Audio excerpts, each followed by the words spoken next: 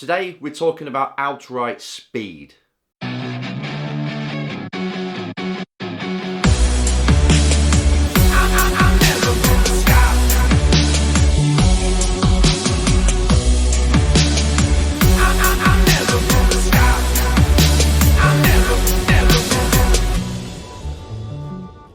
Hello race drivers, this is Enzo with the Race Driver Coach Show, straight off the back of the Saudi F2 race that we just got back from.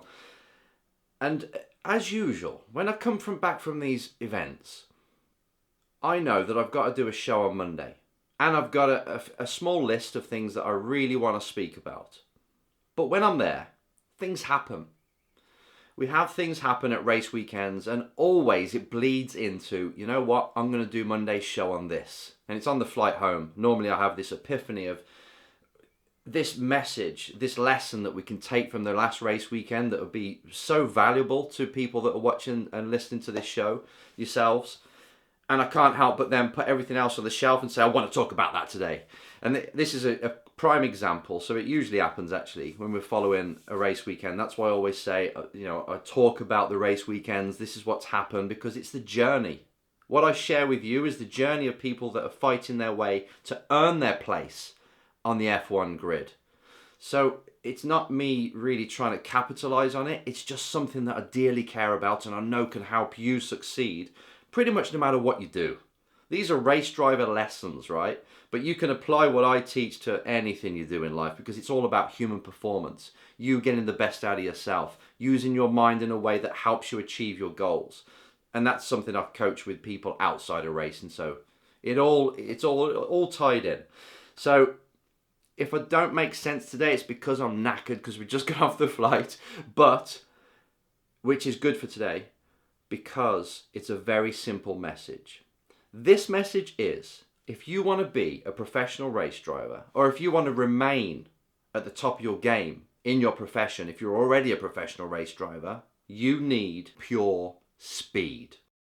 When you look at the greats, the drivers like Ayrton Senna, Hamilton, Verstappen, Schumacher, Fangio, they all had in common that they could turn a lap time that was better than anybody else on the grid. They were fast. And what I see out there now, because these grids are full of drivers, right? We've got the 40 odd in Formula Regional. We've got probably 80 doing F4, the top F4 championships with Spain, with Italian championship, with the British. There's probably about 100 actually, UAE. Then you've got F3, which is absolutely rammed. You can't get any more drivers in because they only allow so many. Same with F2. The junior categories are full. Again, I'm only talking about the F1 route. The GT, WEC, NASCAR routes, all these routes are the same. The junior categories are absolutely stacked with drivers. So being an ex-scout for an F1 team and talking to other current scouts and people that are actually looking for drivers, the number one thing they look for is speed. How quick are they? Okay, the race teams are looking for how much can they afford, how much money can I make out of them while they're here for 1 year, but they still want, even race teams, they want to win. Because winning is their brand. If a race team can get a quick driver in their car, they'll probably give them a favourable offer, a free drive, a paid drive, or at least a subsidised one, because they know if they put that driver in the car, that driver's going to put their team, their car, at the front of the grid, which is going to sell more seats and make them look like they're better than they actually are, because quick drivers are the currency of this sport. You know this. It's pretty damn obvious, but sometimes the most obvious things are the things that people are ignoring or not even seeing or facing, to be fair.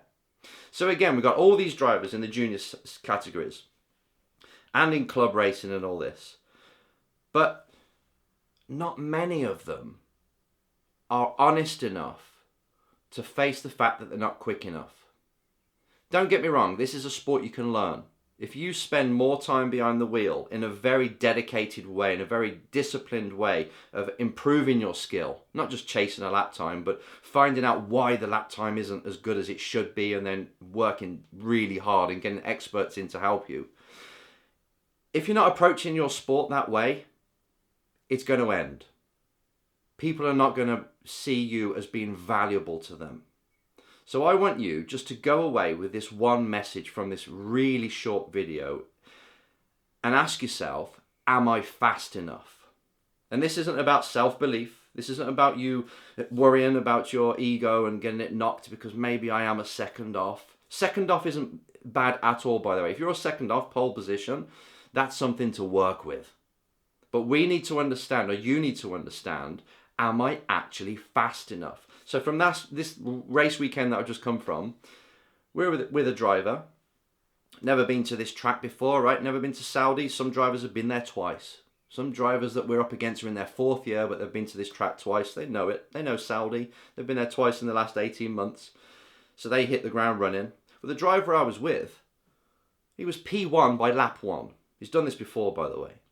Then he was P2. This is in free practice. Then again, he banged in another one. All these purple sectors. Then he would qualify second, P2. Made a slight error in qualifying because they're pushing so hard. So pretty much everyone made a slight error, by the way. P2 on the grid, first time there, rookie. Another rookie was also on pole position. And you look at these guys, and you look at them and you think, these guys are going to go somewhere. Why? Because they're fast. Now, both of them, Martins and Behrman, didn't really finish the race, the feature race on Sunday, where they should. Martins spun out, DNF. Oliver also spun out and got 10th. But you know what? When people look at these guys, when people look at the race weekend, they look at those two and straight away they're thinking they're going somewhere. When they figure out this F2 car, because they're only just at the start of their journey, when they figure this out, you watch what happens. And that's what I want people to say about you. You're fast. You've got speed. You've got potential. So all the other stuff, maybe your work ethic isn't quite good as it should be. Maybe your people skills are not great. All the peripheral stuff we talk about is probably not in place. Maybe not consistent. So you do a good lap and then you're not very good for the next 3 laps. That kind of stuff, that's teachable. But speed, you being quick enough, you being really good at creating a lap time that's competitive, that's the stuff that's hard to teach. You can show a driver, brake here, brake this certain shape, hit the brake really hard and then bleed off into the actual apex itself before the wheel starts to lock as the downforce comes off. You can teach drivers all of this. Lift less for the high speed corners. I tell drivers this to death, obviously, but then actually them taking what they know to actually execute and doing it, completely different thing.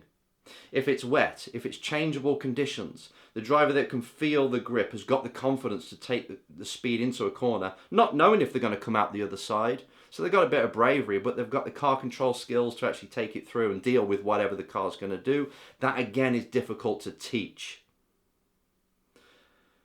And this is not to bring anybody down.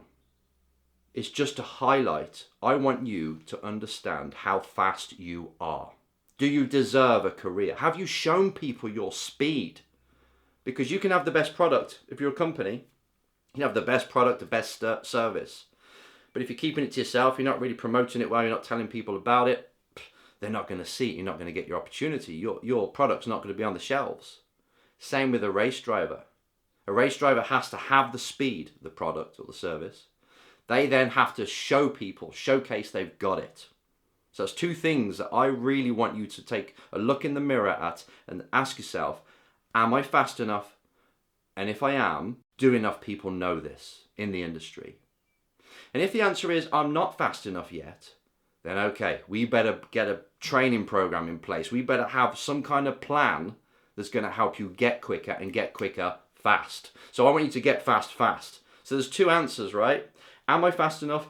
Am I not? If I am, does everybody know about it? If not, I'm going to promote it. And if I'm not, you better get something in place that makes you fast. Because if you haven't got speed, the career is going nowhere, I promise you. If you say, it's okay, I can hit my 1 second, half a second off consistently, that's no good to anybody. When I speak to F1 managers and team managers, team bosses and all these people, they say we need speed. We don't put an engine in this car, Enzo, if it's not fast enough.